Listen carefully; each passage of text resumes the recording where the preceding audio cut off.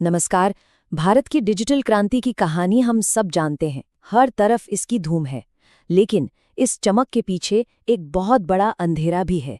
देश का एक बड़ा हिस्सा आज भी इस क्रांति से अछूता है। तो आज हम एक ऐसे बिजनेस मॉडल को समझने वाले हैं जो इसी अंधेरे को रोशनी से भरने का काम कर रहा है। चलिए एक नंबर से शुरू करते हैं और ये नंबर आपको चौंका देगा। 85%। जी हाँ, ग्रामीण भारत की 85% आबादी आज भी डिजिटल सरकारी सेवाओं और हाइपर लोकल मतलब अपने आसपास की जरूरी खबरों से सीधे तौर पर नहीं जुड़ी है। ये सिर्फ एक आंकड़ा नहीं है, ये एक बहुत बड़ी जरूरत है जो अब तक पूरी नहीं हुई है। तो ये जो डिजिटल गैप है, ये जो खाई है, ये असल में जमीन पर दिखती कैसी है?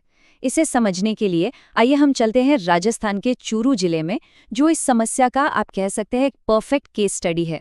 सोचिए जरा, जब 800 से ज्यादा गांव ऑनलाइन दुनिया के लिए अदृश्य हों तो होता क्या है? होता यह है कि वहां के छोटे छोटे व्यापारियों की कोई डिजिटल पहचान ही नहीं होती। सरकार के जो टेंडर निकलते हैं वो स्थानीय ठेकेदारों तक पहुंच ही नहीं पाते और आम लोगों की जो रोजमर्रा की दिक्कतें हैं वो बिना रिपोर्ट हुए ही रह जाती हैं। ये सिर्फ इंटरनेट की कमी नहीं है, ये आर्थिक और सामाजिक तौर पर अलग थलग पड़ जाने जैसा है। तो इतनी बड़ी और गहरी समस्या का हल क्या है? चलिए अब सॉल्यूशन पर आते हैं। और ये कोई एक सिंपल सा ऐप बना देने जैसा सॉल्यूशन नहीं है। नहीं, ये एक पूरा इकोसिस्टम है जो 3 मजबूत पिलर्स पर खड़ा है। एक ऐसा सिस्टम जहां डिजिटल और फिजिकल दोनों दुनियाएं एक साथ काम करती हैं। इस पूरे मॉडल को समझने का सबसे अच्छा तरीका इसे एक डिजिटल टोल प्लाजा की तरह सोचना है। ये एनालॉजी एकदम परफेक्ट है क्योंकि ये इसके बिजनेस की आत्मा को पकड़ लेती है। मतलब सड़क आपने बनाई है, उस पे चलने वाले ट्रैफिक को आप कंट्रोल करते हैं और रास्ते में जो बड़े बड़े बिलबोर्ड लगे हैं वो भी आपके हैं। और ये टोल प्लाजा 3 हिस्सों में काम करता है। पहला पिलर है सड़क यानी ग्राम पंचायत डायरेक्टरी। दूसरा पिलर है ट्रैफिक यानी सिटी न्यूज़ प्लेटफॉर्म जो लोगों को अपनी तरफ खींचता है। और तीसरा और सबसे जरूरी बिलबोर्ड्स यानी आउटडोर एडवर्टाइजिंग नेटवर्क, जहां से असली प्रॉफिट आता है। ये तीनों एक दूसरे के बिना अधूरे हैं। लेकिन देखिए, कोई भी मॉडल सिर्फ टेक्नोलॉजी के दम पर नहीं चल सकता। इसकी असली ताकत, इसका इंजन तो लोग हैं। तो चलिए अब देखते हैं कि ये सिस्टम कैसे जमीनी स्तर पर काम कर रहा है और खासकर वहां के युवाओं के लिए रोजगार बना रहा है। इस पूरे नेटवर्क की बुनियाद में है ग्राम हीरो। ये कौन है? ये उसी गांव के लोकल रिपोर्टर और इन्फ्लुएंसर हैं जो उस गांव की आवाज हैं। खबरें इकट्ठा करना, लोगों से जुड़ना, ये सब इनकी जिम्मेदारी है। और प्लान ये है कि हर गांव में ऐसे 8 से 10 ग्राम हीरो हो। ये पूरा का पूरा सिस्टम 4 लेवल पर काम करता है। सबसे नीचे हैं ग्राम हीरोज जो फील्ड पर हैं। उनके ऊपर हैं पंचायत कैप्टन्स जिनका काम खबरों को वेरीफाई करना है। फिर आते हैं तहसील डायरेक्टर्स जो मैनेजमेंट देखते हैं। और सबसे ऊपर हैं डिस्ट्रिक्ट डायरेक्टर्स जो सरकारी टेंडर जैसे बड़े प्रोजेक्ट्स लाते हैं। मतलब लोकल कवरेज से लेकर टॉप लेवल ग्रोथ तक सब कुछ सेट है। और इन सबका नतीजा क्या है? नतीजा ये है कि ये मॉडल ग्रामीण युवाओं के लिए 50 से भी ज्यादा नई नौकरियां पैदा करने का दम रखता है। तो ये सिर्फ एक बिजनेस नहीं है, ये वहां की लोकल इकोनॉमी को भी एक मजबूत सहारा दे रहा है। अच्छा, अब उस सवाल पर आते हैं जो शायद सबके मन में होगा। क्या ये मॉडल सिर्फ समाज सेवा है या इसमें पैसा भी है? तो चलिए अब इसके बिजनेस ब्लूप्रिंट को डिकोड करते हैं, जहां मकसद और मुनाफा दोनों साथ साथ चलते हैं।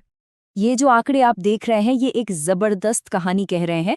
पहले साल में करीब 10 लाख का रेवेन्यू, दूसरे साल में सीधा 54 लाख से ज्यादा और तीसरे साल तक ये आंकड़ा 1.51 करोड़ रुपए तक पहुंचने का अनुमान है। ये जो ग्रोथ है ये इस मॉडल के पोटेंशियल और स्केलेबिलिटी को साफ साफ दिखाती है। तो सवाल ये है कि ये पैसा आ कहां से रहा है? अगर हम तीसरे साल के अनुमान को देखें तो 52% यानी आधे से भी ज्यादा रेवेन्यू आउटडोर एडवर्टाइजिंग से आ रहा है। डायरेक्टरी और न्यूज़ ट्रैफिक लाते हैं, लेकिन असली पावर हाउस तो यही है। और यही तो है इस मॉडल का सबसे बड़ा स्ट्रेटेजिक एडवांटेज। जो फिजिकल एडवर्टाइजिंग है जैसे बिलबोर्ड्स और एलईडी डिस्प्ले, उसमें 70 से 80% का भारी भरकम प्रॉफिट मार्जिन है।